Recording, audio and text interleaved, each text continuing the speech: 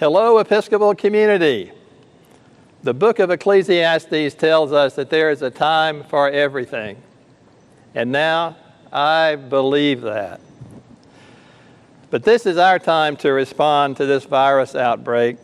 No doubt you're keeping up with reports around the world and around the country. Today I'm focused on how the Episcopal School of Baton Rouge is responding. Please keep in mind that this virus does not change our mission and ministry. It does not change our values. And we are the same group of people that we were before the virus came along.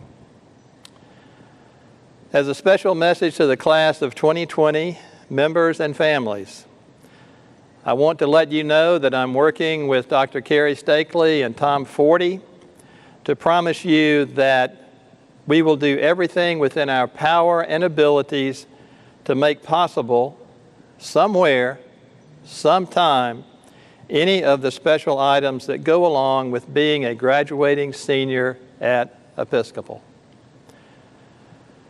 If you miss things that can't be done because of government mandate, what we're saying is we want to promise you that we will do everything we can to make those possible somewhere, sometime.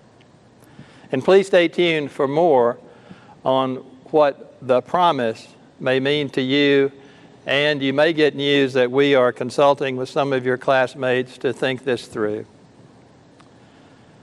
The faculty and staff at Episcopal are fiercely committed to providing each child a first-class distance learning experience for as long as necessary to live up to that decades-long motto we like so much, Episcopal prepared me. Families of current students experienced this commitment earlier this week in the rollout of the thoughtful distance learning program across all grades. And we strive to provide the best distance learning program and support all around, as our students have every reason to expect it. Refinements and supplements to the original distance learning program will follow promptly.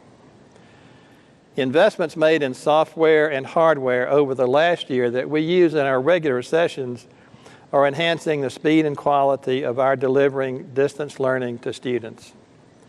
I am grateful to our IT staff and to the administrators who have melded those investments into our current distance learning program.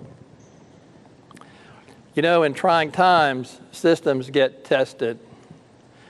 Please know that the school's governance, including the board, executive committee, board committees, senior administration, all are functioning at a high level with information flows and timely decisions that will serve Episcopal well. Also, Dr. Carrie Stakely and I are continuing her transition unabated. Carrie is up to date on the situation at Episcopal and is offering her advice as we proceed. Her school in Memphis is facing similar issues to ours, expanding our vision of what we're doing here. When the virus is under control, Episcopal's tradition of good governance will also be intact and ready to face the future. Keeping our community bonds, the things that bind us together, mainly in service to our students that are entrusted to us, is a significant priority.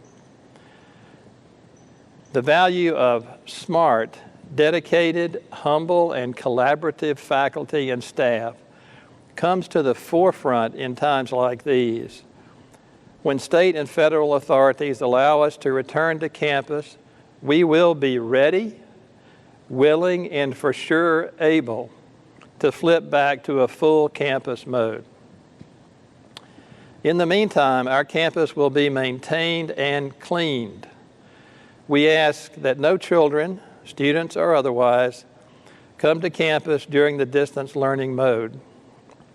We feel, too, that observing CDC guidelines about how to remain healthy is important for the school and for our entire community. I hope each member of our community will follow those guidelines and advice and stay healthy, because that is where the battle against this virus is engaged right now, on the individual health front.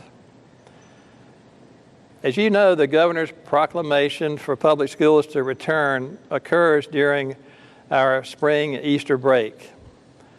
We believe it's best for our community overall to observe the spring Easter break and return to school on Monday, April 20. Our teachers and parents will welcome a time out of distance learning by that time as that break rolls around. At the Field House ribbon cutting, just before switching to the distance learning mode, in fact, it occurred right out there, I pointed out that love built the Field House. Love of Episcopal has for decades been translated into strategic thinking and hard work on innumerable occasions.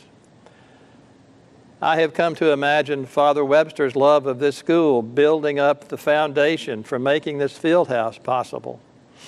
It was love that moved the families represented at the historic meeting at Mr. Penniman's house over 50 years ago when 10 checks represented the first capital campaign to move the dream of Episcopal into the reality that we experience and enjoy today.